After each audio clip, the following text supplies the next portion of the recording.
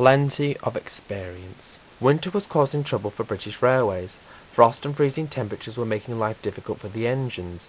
Frozen points were the main cause of delays. The workmen would work around the clock making sure that the points were working properly and that the trains could get through.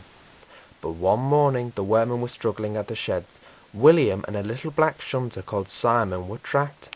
Come on, huffed William, while we're still young." The workmen ignored William.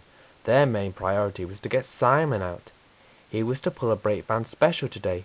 Enthusiasts wanted to take one last ride on an old line that climbed up into the hills to a now closed coal mine. Try as they might, the workmen couldn't get the points to budge. "Have a tea break, lads," called the shed-master. "We'll think of something." As the workmen walked to their hut, Jimmy steamed in. He noticed a very worried Simon. "Are you all right?" he asked. "I need to leave soon for my special train. I'm meant to be the star attraction," Simon puffed. "Why would you be a star attraction?" snapped William. "And what's so special about breakvans?" Simon took a deep breath and told the engines the importance of today. "Long ago I used to work in a coal mine. I was built to tackle the steep gradients and haul heavy loads down to the main line. It had little villages, and even a grubby shunter like me would pull their passenger trains. I saw all sorts of industrial engines come and go, until everything changed." Jimmy and William became curious. Simon continued. "The workload became much more heavier, and soon I couldn't cope. To make matters worse, they didn't look after me properly, and soon they got a bigger engine to replace me." Simon sighed. "I heard the manager say I was no good, and that he was planning on scrapping me. I was cross. I had plenty of life left in me. Strangely, the war saved me. The LMS needed as many engines as they could possibly have, and to help around the freight yards, I was small and cheap enough to repair, and I started shunting again. Because I'm the original engine that worked on the line, they're doing a farewell tour, and it's only right that I should take the train. I'm glad it's wagons. I prefer wagons than coaches. They're better to shunt. Even now in to BR service the drivers say I'm the best at shunting wagons." Simon smiled proudly, but William quickly burst his bubble. "The best? Huh! How hard can it be to shunt wagons around?" exclaimed William. "You'd be surprised," said Jimmy.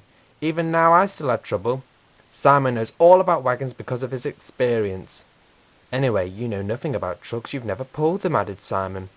Before William could reply, the shed-master hurried over to the engines. "The points have been freed. Simon, you must get to the junction quickly before the rail tour arrives. William, I need you to do me a favour. I need you to collect the breakvans and take them to the junction," he said. William snorted crossly. "Why can't Simon take them? He's going that way." "I haven't got time to argue with you, William. Just do it." The shed-master turned away sharply. He was in a hurry to get them out on time. "Worried you haven't got enough experience, William?" teased Jimmy. The two shunters giggled amongst themselves. "I'll show you," sniffed William. "I've got plenty of experience." Simon darted off to the junction as William followed crossly on. William arrived at the yards. He had to arrange the breakvans together. He bumped and banged about the yard. He was very rough with them. "Who's this great big idiot?" complained the breakvans. Come on, huffed William in a pompous fashion. "No nonsense or dithering around." "He knows nothing about shunting. We'll teach him a lesson," whispered the vans. Finally they were all in order, and William proudly steamed away. He couldn't wait to show off in front of Simon and show how well he could control wagons. Meanwhile at the junction, Simon was excited. He couldn't wait to haul the special train, but he was also grieving. The line held many memories for him, and with its closure he felt as if part of him was going to be lost forever. The rail tour was being hauled by Iverton, a visiting Standard 3 from the southern region. The train arrived early, and enthusiasts flocked out of the coaches and onto the line side to take pictures of the two tank engines and Simon. Suddenly there was a loud rumbling sound. It sounded almost volcanic. In the distance was a loud Stanier whistle, and then a familiar shape. It was, of course, William. As he approached the station, the breakvans slipped their brakes on. Coupled with the frosty, slippery rails, William was slowly grinding to a halt. People started taking pictures. William became very embarrassed, and the engines couldn't help but laugh. No matter how hard he tried, William couldn't control his wheel spin and stopped just outside the station. The guard went into all the breakvans and turned their brakes off, but William had simply given up.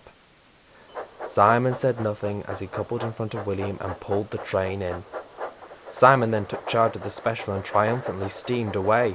Ivett and the visitor had seen everything and puffed away to tell everyone what had happened. William caught his breath and silently rolled out of the station.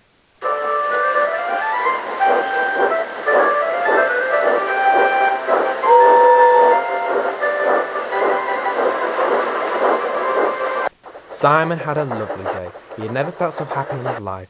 He remembered all the small villages and told the stories of the line to the enthusiasts. All were sorry when they left.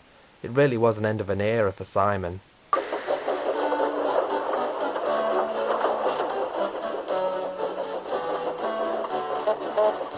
That evening the engines felt sorry for Simon and comforted him with jokes and small talk.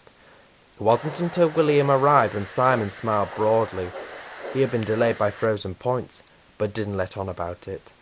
"Did the breakvans hold you back again?" asked Jimmy sweetly. "I thought you said you had plenty of experience," teased Simon.